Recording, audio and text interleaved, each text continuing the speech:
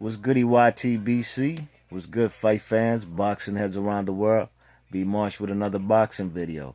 So on this day in boxing history, June 8th, 2002, Mike Tyson challenges the IBF and WBC and Lineal Heavyweight Champion of the world, Lennox Lewis.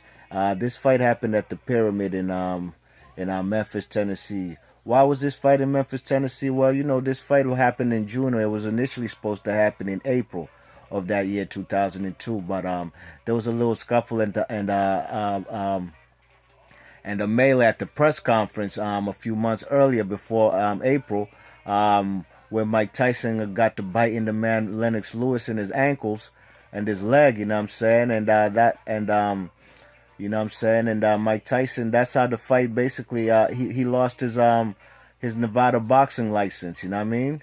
His state of Nevada boxing license because of that melee. If you remember that melee, that's when Mike Tyson went on to call the man at the press conference to scream and all kind of vulgar and foul profanity towards Lennox Lewis and towards basically the journalists who were there at the press conference. You know what I mean? If you ain't seen the video, I ain't gonna repeat what Mike Tyson said.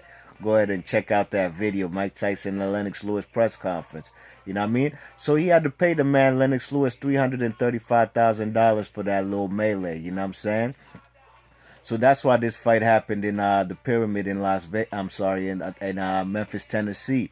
You know what I'm saying? Rather than fighting, because a lot of different states didn't give Mike Tyson a license after that melee. You know what I'm saying? So it ain't happened in Vegas. It ain't happened in New York. So they found a place. The venue was a Pyramid in Memphis, Tennessee. Okay. Now, this fight initially, I would have liked to see this fight happen in 1996. Just a little after when Mike Tyson came home from prison. You know how Mike Tyson used to have this WBC strap, but he had to vacate it because he didn't want to fight he didn't want to fight Lennox Lewis back in probably around like 96 or so because the man Mike Tyson came home from prison. He fought guys like Peter McNeely, Buster Mathis Jr., and eventually he got a fight with the then WBC champion Frank Bruno. You know what I'm saying? And Frank Bruno, he got the WBC belt when he beat Oliver McCall. You know what I'm saying? And of course, Oliver McCall, he got that WBC belt when he knocked out Lennox Lewis. You know what I'm saying? All right, so basically, Mike Tyson, Lennox Lewis was the #1 contender for that belt, and he sued Don King and Mike Tyson because the WBC had basically skipped him over. You know what I mean? When Mike Tyson fought Frank Bruno, you know what I mean? The man Lennox Lewis was the #1 contender for that strap, and basically he took Mike Tyson and Don King to court, and he successfully won a lawsuit against him, and he got $4 million in the lawsuit. And Mike Tyson vacated the strap, you know what I mean? All Mike Tyson had to do was fight the man. Maybe he didn't want to fight him, If it looks like a duck, walks like a duck, then damn it, it's a duck, you know what I mean? All right, so, they finally met in 2002, you know what I'm saying? Mike Tyson was way out of his prime at this juncture of his career. And Lennox Lewis on the real was peaking, man. He was basically at the best time of his career, you know what I mean? Okay, so, this fight right here, so 2002 they fight for the belt. The man Lennox Lewis used to have also the WBA belt, you know what I mean? But he had vacated the WBA belt after he beat Lennox Lewis. After he beat what's his name? Evander Holyfield in the rematch, you know what I mean? And he was supposed to fight the #1 contender. Was the mandatory was John Ruiz, but he ain't fight John Ruiz. He went on to fight that what's that tall dude? Michael Grant. He went on to fight Michael Grant, so he got stripped of that WBA title. That's why Lennox Lewis only had the IBF and WBC and the Lineal title. You know what I'm saying? The Lineal title he got from beating Shannon Briggs. You know what I mean? Shannon Briggs had beat but he got a gift decision against George Foreman to win that Lineal title, you know what I'm saying?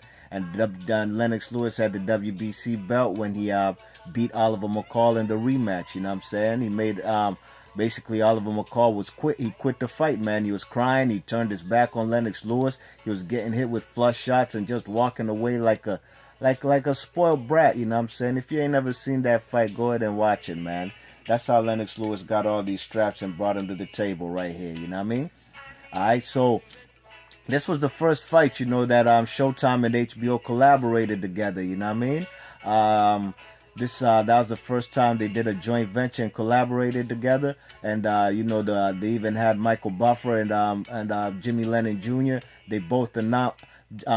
Lennox Lewis was the HBO guy, so Michael Buffer announced him in the ring, and Mike Tyson was a Showtime guy, so Jimmy Lennon Jr. announced him in the ring. You know what I'm saying? This was the first time this had ever happened. You know, a joint venture.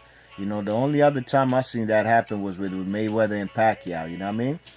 Okay, so this fight, like I said, happened in the Pyramid, and man, this fight happened, you know, Mike Tyson, basically round one, Tyson was aggressive, man. That was his best round, you know what I'm saying? He was coming forward, putting the pressure on the man, Lennox Lewis. Lennox Lewis was clinching, you know what I'm saying? And he threw a couple uppercuts, you know what I'm saying? And Tyson was throwing the jab, he was throwing hooks. He was aggressive in there. Like I said, that was his best round. Round two was basically a jab contest, you know what I'm saying? And anytime Mike Tyson would try to get on the inside, the man Lennox Lewis would clinch, and he even got a couple warnings from the judge. I'm sorry, not the judge. The referee. The referee was the big referee, man, Eddie Cotton. Eddie Cotton was a big ref, man, and he was the ideal ref for this particular fight. You know what I mean? Round three, the man Mike Tyson got caught with some big left hooks. You know what I'm saying? He was getting caught by the jab. You know what I'm saying? And his right eye got cut by all them jabs. At this particular time, Lennox Lewis had settled down. He was using his jab and his distance, you know, and his reach. You know, Mike Tyson was about 5'10" at best. The man Lennox Lewis was about 6'5" with the 84-inch reach, and Mike Tyson had a 71-inch reach. You know what I mean? So that was a 13-inch advantage for the man Mike Tyson. You know, I'm sorry, for the man Lennox Lewis. You know what I'm saying? So he was using that jab effectively. And he cut that man Mike Tyson's right eye in that third round, you know what I'm saying? For all them jabs coming through.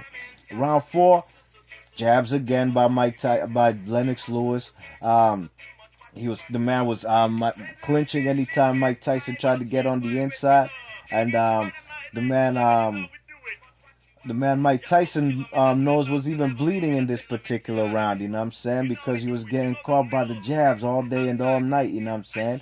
The head movement, the foot movement, and the speed that Mike Tyson had maybe 10 years prior to this fight, or even 12, 13 years prior to this fight, you know what I'm saying? He definitely ain't have it, man. He was way past his prime, man. And at this particular time in Tyson's career, man, he was basically fighting for the money, man. You know what I'm saying? Because if he really wanted Lennox Lewis in his prime, he should have fought him back in 96 instead of vacating the belt and losing that lawsuit, you know what I mean? And Mike Tyson even got a point was taken away from Lennox Lewis, you know what I'm saying, for clinching, you know what I'm saying? And you know, I think the man, the referee Eddie Cotton, man, he was too much on Mike Tyson's side. He looked like he was always going against you know, trying to, you know, get in between the man Lennox Lewis and Mike Tyson, you know what I mean? Round five, man, the man Tyson's exhausted now after taking all them jabs. And the man, what's his name? Lennox Lewis has rarely thrown that right hand. Rarely thrown the right hand. Even when he goes into his corner, man, the man Emmanuel Stewart is, man, you need to get this motherfucker out of here, man. You know, he was pretty amped, man. He was trying to telling him, man, yo, you need to use your right hand. Don't keep your hands low, you know, because Lennox Lewis always had a bad habit of keeping his hands low, you know, and he even paid for it. Ask Hasim Rahman in the first fight out there in South Africa, you know what I'm saying? All right, so, you know, he got a point taken, and round five, Tyson's exhausted, you know what I'm saying? And even the man even got another warning, Lennox Lewis, from the referee, you know what I'm saying? Now Mike Tyson is he's throwing Lennox Lewis is throwing double jabs, and now Mike Tyson is even bleeding from both eyes, you know what I'm saying?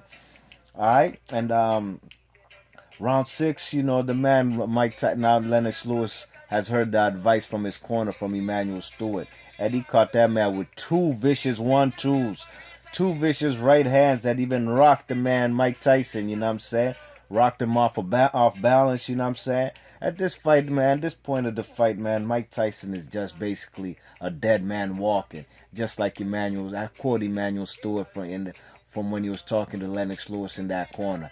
You know, the man Ronnie Shields, the guy from Houston, he was training Mike Tyson in this fight, man, and he was trying to encourage the man Mike Tyson. Mike Tyson had a lot of guys in his corner talking, and even the man Ronnie Shields was getting frustrated, talking about, man, we only need one voice in this corner, man. He can't listen to everybody, you know what I mean? Round 7. At round 6, the man Lennox Lewis' eye was swelled too, though. You know, his eye was swelled from a couple right hands that he got caught with in that round from Mike Tyson. In round 7, the man got caught with vicious right hooks. Tyson is off balance. The man is using his jab. Tyson only landed 4 punches in round 7. The Lennox Lewis landed 31. Man, Lennox Lewis is basically controlling this fight. And then after that 7th round, going into the 8th round, Mike Tyson looks like he doesn't even want to get back in the fight, man. He got his paydays, like, man, he don't want to take this beating no more. But he comes off of the stool, you know what I'm saying? And the man Lennox Lewis is throwing them jabs, you know what I'm saying? Jab, jab, jab, double jabs, you know what I'm saying? Followed by right hooks. Mike Tyson catches the man with 1 right hook, very far and few in between. Then Mike Tyson gets caught with a big uppercut, you know what I'm saying? He gets caught with a big uppercut, and the man is dropped down, you know what I'm saying? But the man Lennox Lewis, he's aggressive after that 7th round, when he comes into that 8th round, you know what I'm saying? And he eventually flattens the man Mike Tyson with a vicious right cross, straight down the pipe, man. And it puts the man Mike Tyson on his back. Mike Tyson got no chance of getting up. He tried to get up maybe after the 8th count. He's still on his back. Man, the fight was over after that, man. 8th round KO. And Mike Tyson, man, he had never been beaten this severely in his life by anybody, you know what I'm saying? This was a fight where it was a shell of his former self. And, you know, this was a fight where, you know, Lennox Lewis felt he's finally going to get credit for beating, you know, for beating Mike Tyson, you know, because like I said, you know, the man, you know, these two had history, you know, they had sparred with each other when they were teenagers up there in the Catskill Mountains in Customado's camp when you know, when Mike Tyson was a teenager. You know, Mike Tyson, Lennox Lewis went on to represent Canada in the Olympics in the 84 and the 88 Olympics, eventually winning gold in the 88 Olympics, you know what I'm saying? But this particular fight, so these two guys had history, you know, and maybe Mike Tyson for all these years, man, he knew something, man, that we didn't, that he didn't want no parts of Lennox Lewis, man. You know, I don't know if he could have ever beat him at any point of his career. Maybe he could have, maybe in 88, but that man, Lennox Lewis, just became a pro in 88, you know what I mean? When Lennox Lewis had just won a gold medal, the man, Mike Tyson, was the undisputed heavyweight champion of the world, you know what I'm saying? So, you know, this fight happened some years too late, and I'm glad we finally got to see it, but it was too late, like I said, you know what I'm saying? And, you know, Mike Tyson, he eventually had a few fights after that, you know what I'm saying? Fought a bunch of nobodies, had 2 losses after that. After this fight, you know what I'm saying? And Lennox Lewis had one more fight after this fight. He fought Vladimir Klitschko, you know? And he only had the WBC belt and the lineal strap when he fought Klitschko. He dropped the IBF belt after he fought Mike Tyson because he didn't face his mandatory challenger, who was Chris Bird, you know what I mean? So that's how Chris Bird became the IBF champ, you know what I'm saying? So, you know, this fight, like I said, was a classic fight in history. It was basically a washed-up Mike Tyson facing Lennox Lewis, who was at the peak of his career, you know what I'm saying? And he got KO'd in the 8th round, you know what I mean? So this was a significant fight, I say, in heavyweight history because, you know, these two guys were the 3 best fighters in the 90s in their era. Mike Tyson, Evander Holyfield, and Lennox Lewis. And Lennox Lewis beat both guys, you know what I'm saying? So, ladies and gents, let me know what you guys thought about this fight, man. Let me know how you felt about it back in the day. Leave your thoughts and comments. Please hit the thumbs up if you liked the video and subscribe. B Marsh Boxing. Thanks for listening. Peace.